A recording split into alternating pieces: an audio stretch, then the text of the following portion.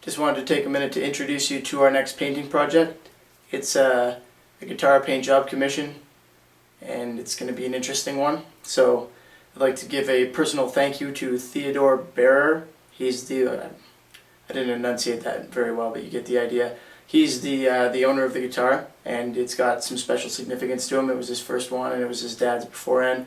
So it's actually a very nice instrument. I'll show it to you right now, and we'll take a look at what we're going to be doing to it. Alright guys, so here's a guitar. It's a hollow body, arch top jazz guitar. Quite possibly the lightest guitar I've ever held, actually. And it's got a white binding around the edges. And we're going to be doing this one in a kind of a custom red. It's like a slightly darker crimson almost. I have a reference picture, so we'll do the custom mix red later on. But before we get to that stage, we're going to be undertaking a few interesting things.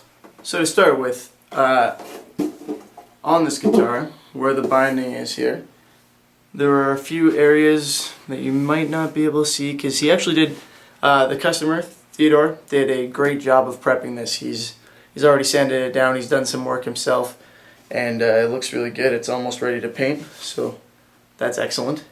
But there are a few areas where there's a gap. Focus, damn you. Not you, the camera. Alright.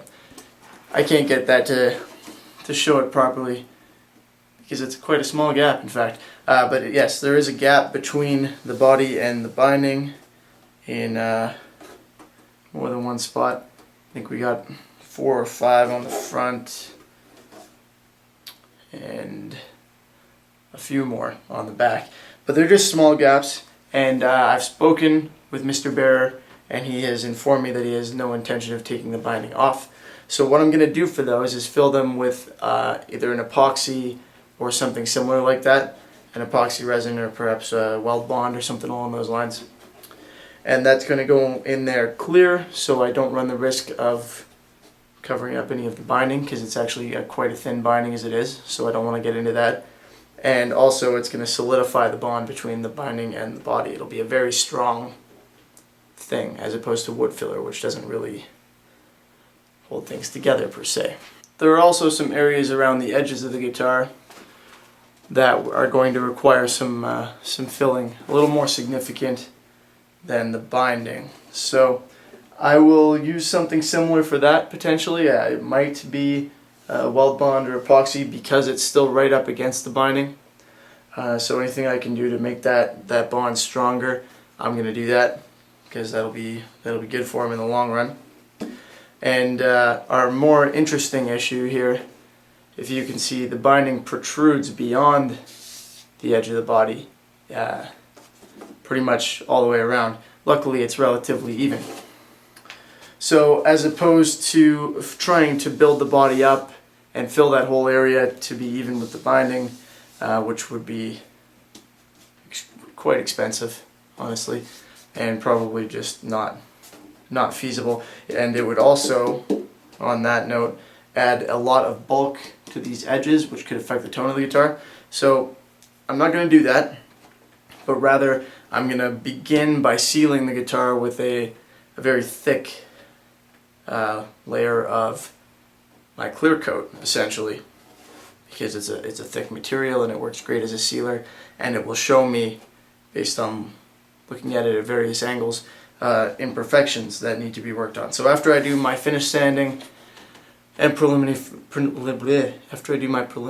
fill work, which actually comes before the finish sanding, and then I do my finish sanding, I'm going to seal it up with the clear coat and then scuff it down again, and at that time I'm going to sand quite thoroughly, or quite a bit, along the edges until I basically take the clear coat all the way back down to the binding.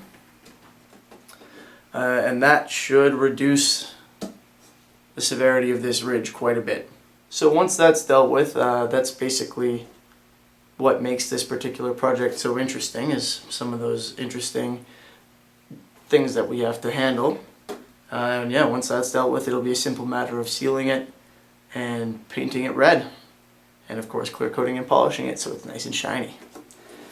So that's what we're going to be doing. One other anomaly, if you will. One other thing that makes this different, there is a nice little dent right in the middle here that Mr. Bearer didn't fill, and I won't be filling it either. Let's just say that there's a story behind it, and it's going to serve as a reminder, so I find that quite interesting. I like that idea. And yeah, I'm looking forward to getting started on this. This should be the next painting project on the list, so stay tuned. Subscribe, I guess, if you want to see all of this and you want notifications when it comes out. And I'll see you later. Thanks.